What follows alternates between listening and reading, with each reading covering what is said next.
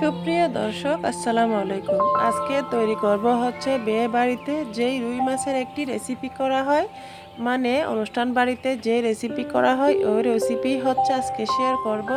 তো আমি এখানে নিয়ে নিয়েছি একটি রুই মাছ, আর ফ্রিজে কয়েকটা টুকরা ছিল সেগুলোও নিয়ে নিয়েছি। সুন্দর মতো কেটে ধুয়ে পরিষ্কার করে নিয়েছি। এখানে লবণ, হলুদ, মরিচের গুঁড়া এবং সামান্য সরিষার তেল দিয়ে কিছুক্ষণ মেখে ম্যারিনেট করে রেখে দিব 10 মিনিটের জন্য। আর এই ম্যারিনেট করাটাই হচ্ছে আসল। সুন্দর মতো মেখে নিতে হবে, কষলিয়ে কষলিয়ে মেখে নিতে হবে।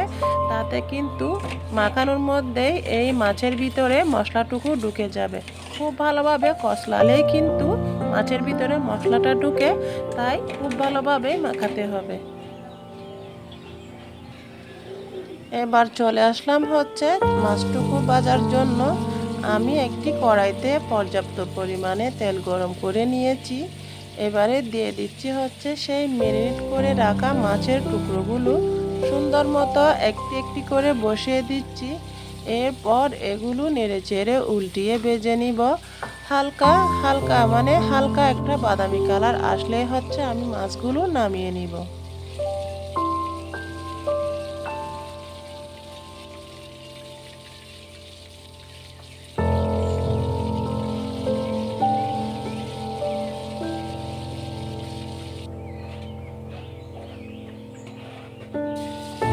তো আমার মাছ ভাজা হয়ে গেছে। এবারে আদা এবং রসুন বাটা 2 টেবিল চামচ করে দিয়েছি। এটা হচ্ছে যতটুকু পরিমাণ বেশি দিলে কিন্তু গ্রেভিটা একটু ঘন হবে, সেজন্য 2 টেবিল চামচ করে দিয়েছি। আর পেঁয়াজ কুচি দিয়ে দিলাম 1 কাপ। এগুলোকে খুব সুন্দরভাবে কষিয়ে নিব যাতে কাঁচা গন্ধটা চলে যায় এবং এই যে গোটা গোটা একটা দানা দানা ভাব আছে এটা মিহি হয়ে মিশে যায়।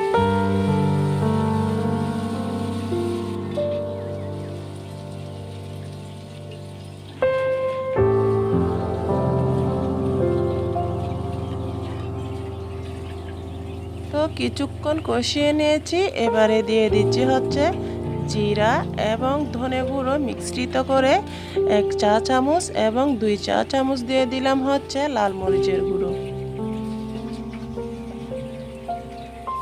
এবারে নেড়ে চেড়ে কিছুক্ষণ কষিয়ে নিব। এরপরে দিয়ে দিব হচ্ছে এখানে কিপ করে কেটে রাখা টমেটো এবং পেঁয়াজের কলি বা পেঁয়াজের ফুল।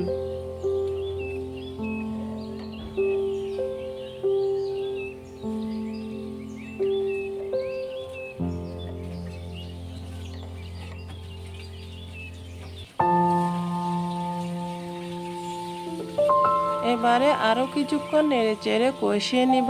এরপর অল্প পরিমাণে পানি দিয়ে আরও কিছুক্ষণ কষিয়ে নিব।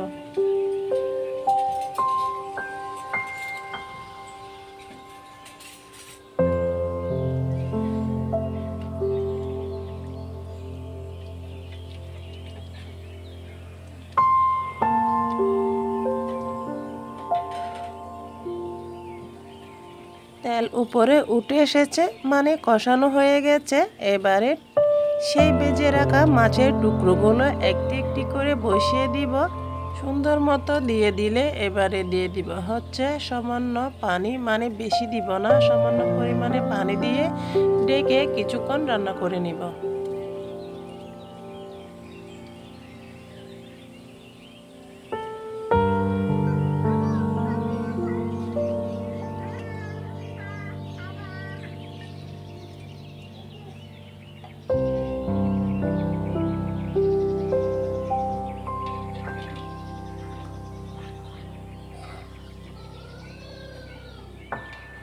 কিছুক্ষণ রান্না করে নিয়েছি। এবারে দেখব লবণ ঠিক আছে কিনা, একটুখানি টেস্ট করে দেখেই এখানে আবারও লবণ দিয়ে দিব।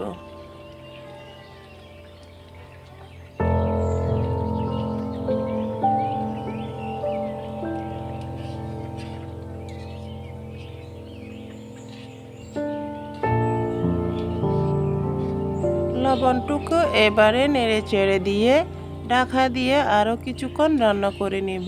আমার প্রায় রান্না করা হয়ে গেছে। এই যে দেখুন, দেখতে মাশাআল্লাহ কত সুন্দর হয়েছে। গ্রেভিটাও ঘন ঘন হয়েছে, মানে দেখতে আরও সুন্দর। আপনারা চাইলে আরও শুকিয়ে নিতে পারেন, মানে ঝোলটুকু।